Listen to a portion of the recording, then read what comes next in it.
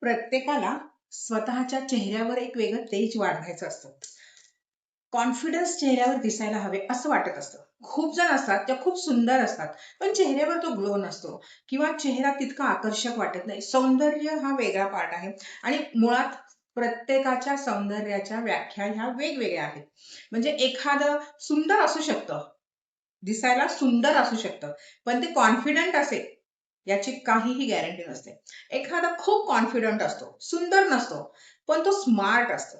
ह्याच्या अशा व्याख्या आहेत. त्यामुळे ना, चेहऱ्यावर तेज असणं एक वेगळी अलौकिक ऊर्जा क्रिएट करतं. म्हणजे तुमच्याकडे एखादी व्यक्तीने जर पाहिलं, तर त्याला कळतं, की काहीतरी या व्यक्तीमध्ये आहे, की जे खेचतंय. म्हणजे बेसिक पर्सनॅलिटी इतकी स्ट्राँग असते ना, की माणसं समोरच्या व्यक्तीला खेचतात. मग लहान मुलांनाही खेचतात. तुम्ही पाहिलं असेल, की अशा अनेक आजूबाजूला गोष्टी घडत असतात आणि त्याच्यामध्ये हा एक अनुभवही तुम्ही घेतला असेल, की आपल्याला कोणीतरी आकर्षित करते किंवा ह्या व्यक्तीकडे आपल्याला पाहत राहावंसं वाटतंय. तर मंडळी, खूप सुंदर असा विषय घेऊन मी आज तुमच्या समोर आलेली आहे. पण व्हिडिओ शेवटपर्यंत पाहायचा आहे. मिस्टिकल एरिया या माझ्या चॅनलमध्ये माझ्या सर्व लाडक्या व्ह्यूअर्सचं अगदी मनापासून स्वागत आहे. तुम्ही छान असाल, मस्त असाल, अशी श्री स्वामी समर्थांच्या चरणी कायम प्रार्थना आहे. तर मंडळी, सर्वात प्रथम हे जाणून घ्या, की आपलं फेस याच्यावर ग्लो का नसतो? किंवा काहींच्या खूप सुंदर ग्लो असतो, जर तुम्ही पाहिलं असेल. वेगळाच फेस असतो त्यांचा. त्यांच्या फेसकडे ना सतत पाहावंसं वाटतं. ती व्यक्ती एकदम आपल्याला मनाला कुठेतरी आहे ना असं बसून जाते आपल्या मनामध्ये. म्हणजे आपण विसरू शकत नाही त्या व्यक्तीला. रस्त्याने चालता-चालता पण एखाद्या व्यक्तीकडे पाहिलं, की तिला आपण विसरत नाही कधी. किंवा एखादी व्यक्ती अशी असते, की तिला बघावसंही वाटत नाही आणि एखादी व्यक्ती अशी असते, की तिच्याकडे सतत पाहावंसं वाटतं. काही व्यक्ती एनर्जी ओळखणाऱ्या असतात पहा. आता रस्त्याने जाता-जाता एखाद्या व्यक्तीला जर एनर्जी कनेक्ट होत असेल पटकन ना, तर ती व्यक्ती पटकन ओळखेल, की ही समोरची व्यक्ती चांगली आहे की वाईट आहे किंवा तिचा ऑरा कसा आहे, तिची एनर्जी कशी आहे, तिच्याशी बोललं पाहिजे की नाही बोललं पाहिजे. अशा अनेक गोष्टी त्या व्यक्तीला कळतात. त्यामुळे खूपदा असं होतं, की एखादी व्यक्ती कितीही सुंदर असली तरी ती फार आवडत नाही किंवा तिच्याशी बोलावसंही वाटत नाही. आणि एखादी व्यक्ती काही सुंदर नसेल, काहीच नसेल, पण एक वेगळा तिच्या फेसवर आहे ना, एक वेगळं आकर्षण असतं, एक वेगळं हलकासा ग्लो, तेज असतं, की त्या व्यक्तीशी आपल्याला सतत बोलावसं वाटतं आणि ती व्यक्ती हवीशी वाटते. मग ती स्त्री असू शकते, पुरुष असू शकतो. तर आता स्त्री आहे म्हणजे ती पुरुषच आवडला पाहिजे असं काही नसतं. स्त्री आहे, तर स्त्रीला स्त्री एक वेगळी दिसायला आवडू शकते. तिच्या फेसवरचं एक तेज आवडू शकतं. तिचं एक वेगळं आकर्षण असतं, की ही व्यक्ती आहे ना, एक सॉलिड आहे, सेटल व्यक्ती आहे. म्हणजे एकदम तिच्याकडे पाहत राहावंसं वाटतं. असं खूपदा होतं. एखाद्या पुरुषालाही होईल, की एखादा पुरुष पाहिला, की वॉव! त्याची पर्सनॅलिटी काय आहे? त्याचा फेस किती छान आहे. म्हणजे त्याच्या फेसमध्ये एक वेगळं आकर्षण आहे. तो दिसायला सुंदर असू दे, नसू दे. त्याची बेसिक पर्सनॅलिटी जर स्ट्राँग आहे ना, तर त्या व्यक्तीकडे पाहत राहावंसं वाटतं. तर मंडळी, आज खूप सुंदर आणि असं छान तुम्हाला मी उपाय सांगणार आहे, की फेसवर आपण तेज कसं वाढवू शकतो, तेज कसं आणू शकतो. सुंदर कोणीही असू शकतं आणि अमिताभ बच्चन म्हटलेलं आहे, जर तुम्ही कधी त्याला ऐकलं असेल किंवा वाचलं असेल, तर तुम्ही ही गोष्ट ऐकली पण असू शकते, की black beauty is real beauty. याचा अर्थ काय आहे, की एखादी सावळी व्यक्ती किंवा काळी व्यक्ती, ठीक आहे, ती सुंदर असेल, तर खरंच ती खरंच खूप सुंदर आहे. कारण तिचे रेखीव फीचर्स आहेत, शार्प फीचर्स म्हणतो आपण ज्याला, ते आहेत. आणि एखादी गोरी व्यक्ती असेल, जिचे फीचर्स शार्प नाहीत, फक्त ती गोरी आहे म्हणून त्यातल्या त्यात बरी दिसते. तर आता मी इथे कुठेही बॉडी शेमिंग करत नाही, कलर शेमिंग करत नाही. जस्ट तुम्हाला उदाहरण देते, की सौंदर्य आहे ना, हे आपल्या डोळ्यात असतं. ती व्यक्ती सावळी आहे म्हणून ती चांगली नाही दिसत. एखादी आई पण आपल्या मुलाला नेहमी सांगेल, "बाबा गोरी बायको आणा म्हणजे मुलं गोरी होतील." कशाला हवे मुलं गोरी? अहो, मुलं सुदृढ हवेत आणि तीच मुलं पुढे जाऊन त्यांच्या कामामध्ये, त्यांच्या करिअरमध्ये शार्प हवेत.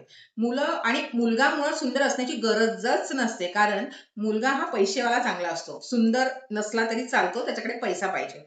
ही आताची व्याख्या आहे. आणि मुली सुंदर पाहिजेत याचीही आजकाल काही तेवढी ओढ राहिलेली नाहीये. पण काही आया असतात ज्यांच्या मनात हे ठासलं गेलंय, की मुलगी गोरी पाहिजे तर मुलं सुंदर होतील. अशी कित्येक फॅमिली आहे. दोघं नवरा-बायको गोरे आहेत आणि मुलं काळी झालीत. असं काही नसतं. मुलं ही मुलंच असतात आणि ती कितीही कशीही असली तरी आई-बापाला जगातली सगळ्यात सुंदर मुलं ती असतात. त्याच्यामुळे आपली मुलं कशी सुदृढ होतील, आपली मुलं करियर ग्रोथ कशी छान करतील, काहीतरी नावलौकिक कशा वेगळ्या पद्धतीने छान करतील याचा विचार करा. मुलांनी बायको कशी आणावी, मग ती मुलं कशी होतील ह्याचा विचार करू नका. मुलं बुद्धिमान व्हावीत हा विचार कायम करा. तर पुन्हा विषयावर येते, की जेव्हा आपलं फेसवर आपल्याला तेज हवे आहे, आपण खूप स्मार्ट दिसतो, आपण खूप छान ड्रेसअप करतो, पण आपल्या फेसवर तेजच नसेल, तर कधीच खूपदा की आपल्याला नोटीस केलं जावं, नोटीसही बरीचशी लोकं करत नाहीत. आणि काही लोकं असे असतात ना, की पुढे चालत गेली ना, तरी आपण त्यांना मागे वळून-वळून पाहतो. इतकी छान वाटतात. हे काय असतं? हे सौंदर्य नसतं बरं का. ही एक वेगळी ऊर्जा असते, जी त्या व्यक्तीच्या अवतीभोवती असते. त्याच्या फेसवर एक वेगळं तेज असतं किंवा एक ग्लो, एक आकर्षण असतं. ती व्यक्ती सुंदर नसली तरीही, कारण ती ऊर्जा तशी असते त्यांची, इतकी पॉझिटिव्ह. बरं त्या व्यक्ती काय करतात? त्या काही चमत्कार करतात का? नाही. त्या इतक्या मनापासून उपासना करतात, त्या कोणाविषयीही मनामध्ये वाईट ठेवत नाही, किंतु परंतु ठेवत नाहीत किंवा कोणाविषयी वाईट चिंततही नाही. कुणाला वाईट बोलतही नाही. त्यांच्या मनामध्ये आहे ना, सतत असा भाव असतो ना, की जो करतोय तो त्याच्या जागी त्याला ते लाईफ लखलावं. मी बाबा असं आहे, की मी अशी आहे, मी अशीच राहणार. मला काही कुणाच्या आयुष्यात डोकवायचं नाही, मला काही कुणाशी घेणं-देणं नाही. बघा, फेस आपला कसा आहे ना, हे आपल्या स्वतःच्या स्वभावावरून कळते. काही लोकांना आपण म्हणतो ना, जसा चेहरा तसं मन. ही एक खूप मी ऐकलेलं आहे असं लोकांना बोलताना, की जशामुळे आपल्याला असं जर ऐकायचं नको असेल ना, तर आपला मन आहे ना, तिथून आधी सुरुवात करा. आपल्या विचारांना, आपल्या शब्दांना किंवा आपण जे काही लोकांचं वाईट करतो, त्या सगळ्याला फिल्टर करा एकदा. म्हणजे तुमच्या विचारांमध्ये जर कोणाविषयी वाईट गोष्टी येत असतील, की ह्याचं वाईट व्हावं, त्याने माझ्याशी असं केलं, त्याचं बघा कोण काय करतं हा त्याचा कर्म आहे. पण तुम्ही त्याला विचार करून त्याचं जे पाप असतं ते तुम्ही कमी करता आणि तुमचं पाप वाढवता. तुम्ही तुमच्या पापात भर टाकता आणि हे काय होतं माहिती आहे का? तुमच्या पूर्ण शरीरावर ते सगळं भिनलं जाते निगेटिव्हिटी आणि कुठेतरी निगेटिव्हिटी आपल्या फेसवर दिसायला लागते आणि तुमचं आकर्षण कमी होतं. उगाचच सगळं चांगलं असताना त्याला आपण गालबोट लावतो. तसं करू नका. आपल्याला कोणाविषयी वाईट विचार किंवा कोणाचं वाईट चिंतन किंवा एखाद्याला तळतळ देणं, त्याचं वाईट होणं याची इच्छा करणं, हे सगळ्यात मोठं आपल्या शरीरासाठी, आपल्या वागण्यासाठी आणि आपल्या स्वतःच्या पूर्ण फेससाठी पण डिपेंड करतं, की तुमच्या फेसवर ग्लो का नाहीये? किंवा होऊ शकतं ना, की खूप चांगले आहात तुम्ही, तरीही फेसवर एक ग्लो नाहीये. आलं लक्षात? मग कुठेतरी सबकॉन्शियसली तुम्ही कसले तरी विचार करत असाल, जी निगेटिव्हिटी क्रिएट होत असेल. त्याचाही अभ्यास स्वतःवर करायचा, स्वपरीक्षण करायचं आणि स्वतःचा पडताळा करायला शिका, की ॲक्चुअल मी कसला विचार करते? जर माझ्या मनामध्ये कोणाविषयी काहीच नाहीये, मी न्यूट्रल आहे लिटरली, तरी पण माझं असं का होतंय? याचा विचार मात्र नक्की करा. तो विचार कराच. सगळ्यात प्रथम ध्यान करायला शिका. तुम्ही जेव्हा ध्यानाला बसता, तेव्हा शांत डोळे मिटून बसा. कसलाही विचार येत असेल, जात असेल, येऊ दे, जाऊ दे. विचारांमधनंच ध्यानाचा मार्ग आहे. त्यामुळे विचार येतात म्हणून मी बसू शकत नाही, ही कारणं देणं बंद करायचं आणि बिनधास्त डोळे मिटून बसायचं. हळू तुम्ही त्या स्थितीमध्ये जाल, ज्या स्थितीमध्ये ॲक्चुअल तुम्हाला एक वेगळी अनुभूती येईल. त्यामुळे ती स्थिती फार महत्त्वाची आहे. विचारांना सोडून द्या, येऊ देत, जाऊ दे. तुम्ही ध्यानाची सुरुवात करा. कुठेही लक्ष केंद्रित करायचं नाही. जस्ट अल्फा मुद्रा घ्यायची, मांडीवर असे हात ठेवायचे आणि डोळे मिटून शांत बसायचं. 2 मिनिटं बसा, 3 मिनिटं बसा, 5 मिनिटं बसा आणि हळू आहे ना ही मिनिटं वाढवा. मग तुम्हाला ध्यानाची प्रचिती येईल. हे सगळी तुमची निगेटिव्हिटी रिमूव्ह करतं, तुमचं आत्मबळ वाढवतं, तुमच्या आत्म्याशी तुमच्या शरीराचं एक वेगळं कनेक्शन निर्माण होतं, तुमचा ऑरा क्लिअर होतो, तुमची निगेटिव्हिटी पण यातून निघून जाते पूर्णपणे. आणि सबकॉन्शियसली तुम्हाला सवय पण लागते, म्हणजे तुम्ही ध्यानात नसाल तरी सबकॉन्शियसली ध्यान तुम्हाला खेचायला लागतं आणि तुम्ही हळूहळू ध्यानामध्ये व्यवस्थित बसायला लागता. त्यामुळे ध्यानाला सुरुवात करा. हे झालं पहिलं. आता दुसरं मी सांगते, की 3 लवंग घ्यायच्या, 3 तुळशीची पानं घ्यायची आणि भीमसेनी कापराचा एक तुकडा घ्यायचा. ह्या 3 गोष्टी तुम्हाला एका लाल कपड्यामध्ये बांधून त्याची पोटली तयार करायची आहे. ती पोटली तयार केली, की तुमच्यावरून त्याला क्लॉकवाईज फिरवायचंय 7 वेळा. अँटी क्लॉकवाईज नाही, क्लॉकवाईज. जसं घड्याळ फिरतं त्या दिशेमध्ये तुम्हाला फिरवायचंय. तसं फिरवल्यानंतर ती जी पोटली आहे ती तुम्हाला घरच्या देव्हाऱ्यामध्ये ठेवायची आहे. ती पोटली ठेवताच तुम्हाला लाल चंदनाचा टिळा म्हणजे गंध आपल्या कपाळी लावायचा आहे, लाल चंदनाचा. ठीक आहे? तो लावून शांतपणे हात जोडून देवासमोर उभं राहायचंय. 1-2 सेकंद आपल्याला हात जोडून शांतपणे उभं राहायचंय. हे करून तुम्ही एक वेगळ्या प्रकारे तुमची जी ऊर्जा आहे, तुम्ही क्लॉकवाईज ती पोटली फिरवलेली आहे तुमच्या डोक्यावरून, ती जी ऊर्जा आहे, ती पूर्णपणे तुम्ही देव्हाऱ्यामध्ये ती पोटली ठेवल्यानंतर तिथल्या दैवी ऊर्जेशी कनेक्ट होते. आणि तुम्ही ज्या उपासना करा, उपासनाही महत्त्वाच्या असतात. तुम्ही कुठल्याही उपासना करा, पण एकत्र सगळ्या उपासना करू नका. एकत्र उपासना केल्या, की ऊर्जा खूप हाय होते आपली आणि त्याने आपल्याला त्रास व्हायला लागतो आणि तो चेहऱ्यावर दिसायला वेगळ्या लेव्हलला जाऊन तुमची ऊर्जा छान करतात, तुमची निगेटिव्हिटी रिमूव्ह करतात आणि तुम्हाला तुमचे थॉट प्रोसेसमध्ये बदल करायला मदत पण करतात. आणि हळूहळू जे तुम्ही ध्यान करत आहात ना, कुठेतरी तुम्हाला त्यालाही याचा फायदा होतो. त्यामुळे उपासना नेहमी कुठल्या ना कुठल्या कराव्या.